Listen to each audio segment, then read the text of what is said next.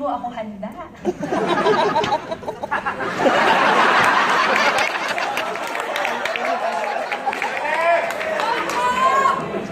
Kaya hayaman pong aminin, hindi ko po nasimulan ng palabas dahil ang bus pong nasakyan ko ay kubaw-ibabaw.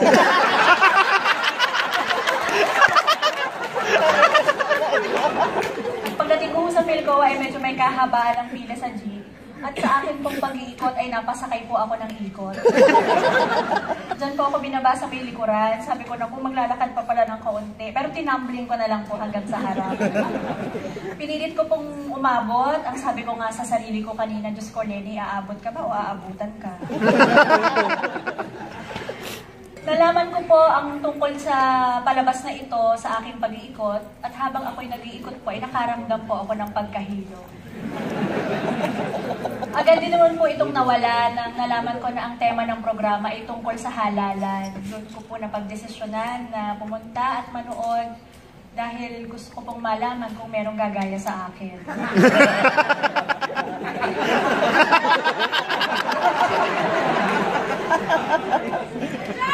Baka po kasi mapulaan, dilaw ang suot ko.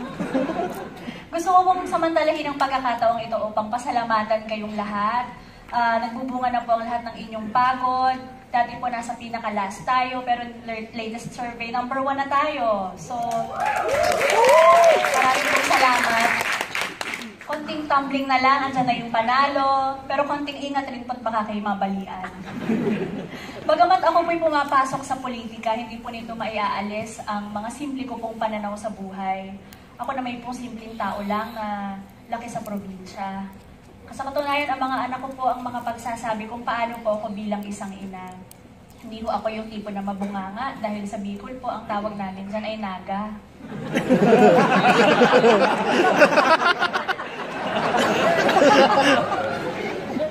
At bilang pangkaraniwang tao po, ako rin naman ay may mga iniidolong personalidad. At nagkakataon naman na mga kapangalan ko sila. Ang paborito ko kong artista ay si Lenny Lobangco. Sa singer po, si Lenny Misalucha. Kung international, si Lenny Gaga. Hindi naman pulingin sa inyong kaalaman na ako po'y nagko-commute lang tuwing uuwi ng probinsya. At napagtanto ko po na maaaring ito'y isang paghahanda para makasalamuha ko po ang iba't ibang klase ng Pilipinong kumakayod para may pakain sa pamilya. Kadalasan po sa bus, biyaheng Bicol, meron po diyang sasakay na naglalako ng paninda. Ihahain niya sa iyo ang kanyang tindang pagkain at sasabihin niya, pili na, pili na. Sasagot naman ako ng albay, albay.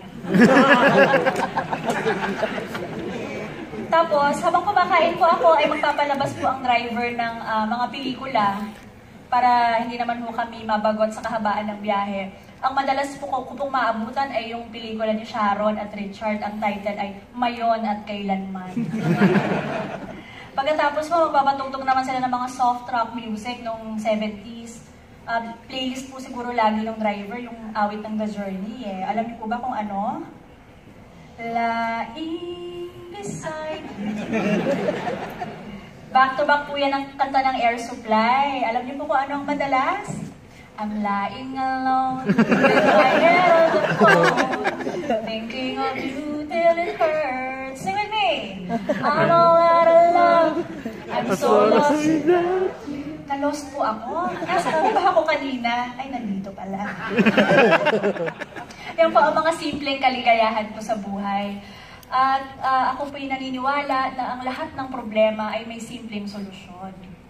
Di ba nga po sa matematika, meron tayong tinatawag na simplification. At bilang graduate po ng School of Economics dito sa UP, ako po'y parating may sinusunod na rule sa kahit anong pagkakataon.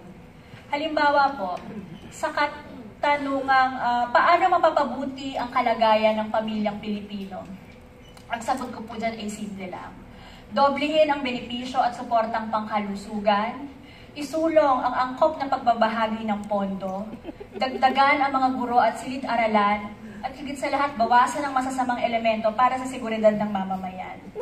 Multiply, divide, add, and subtract.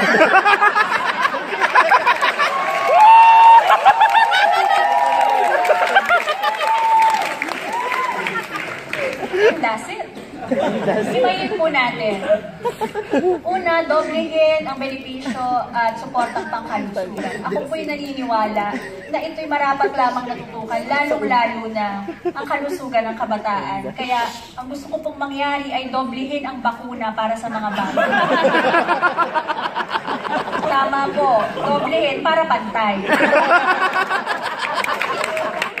Yung isa ay bakuna at ang isa ay bakalawa.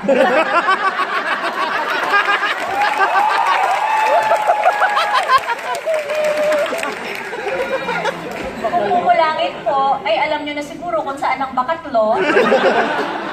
Pero iba po to sa bakatlog.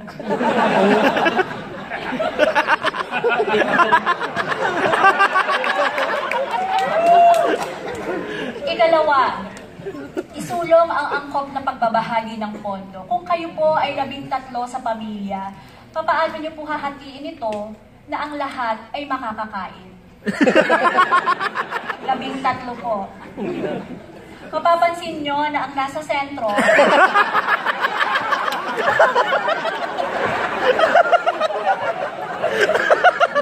ay makakakain ng lahat ng sangkap ng pizza.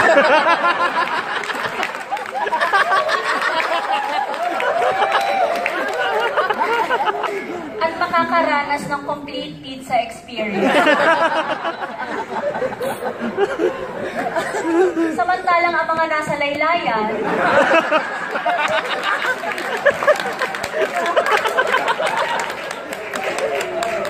ay magkakasya na lamang sa crust, tomato sauce, at kaunting keso kung gusto. Huwag po kayong mag-alala dahil nais po natin iangat ang mga nasa laylayan. Bibigyan po natin sila ng ibang sangkap. At yan ay ang sangkap of rice.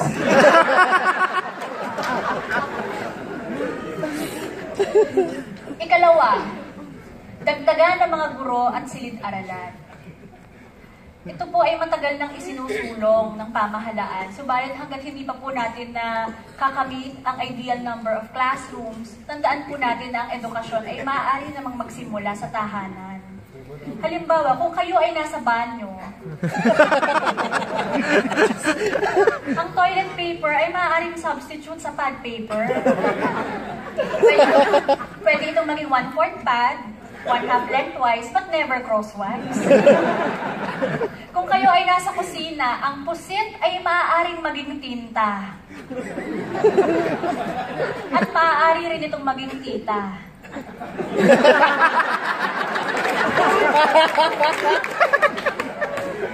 Kung ang anak niyo po ay nagkamali, sabihin niyo sa kanyang, "It's okay, anak. You can always catch up." At kung siya naman po ay uuwi na may kasamang kaibigan para gumawa ng experiment, ang experiment po ay dapat ginagawa sa kwarto. Kapag nagbunga po ang experiment, dyan nagsisimula ang history. Pag hindi natuloy, science. Ikahuli, bawasan ang masasamang elemento para sa seguridad ng mamamayan. Kung ang edukasyon po ay may tinatawag na K-12 program, nais ko po sanang ilunsad ang programang K-9. Ito po ay programang garantisadong hindi paasa, kundi paaso. At ang mga kawatan ay nasisiguro kong rabies na mababahala. Higit sa lahat, para po sa seguridad ng bawat isa sa ating lahat, iwasan po nating makapasok ang masasamang elemento sa ating mga balota. Kagaya ng mga paliligot ang kamay na kung magnakaw ay bongga. Mga tipong palaban, pero alan namang minatbat. Mga mabubulaklak ang dila na ang hatid ay chismis. At yung mga matatapang daw, nasan sila?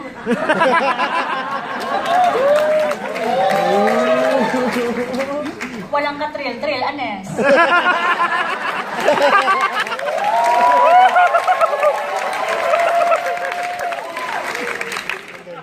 Kaya sinasabi ko po sa inyo, lagi niyo pong tandaan at gamitin ang tried and tested rule na ito. Multiply, divide, add, and subtract. MDAS. MDAS, how you do it? Yeah. Simple lang, di ba? Kasing simple ni? Ready. Kayo na po ang bahalang humusga. Muli, ako po si Simpleni Robredo, naniniwala na the last man standing is a woman. Kaya naman may the best woman win.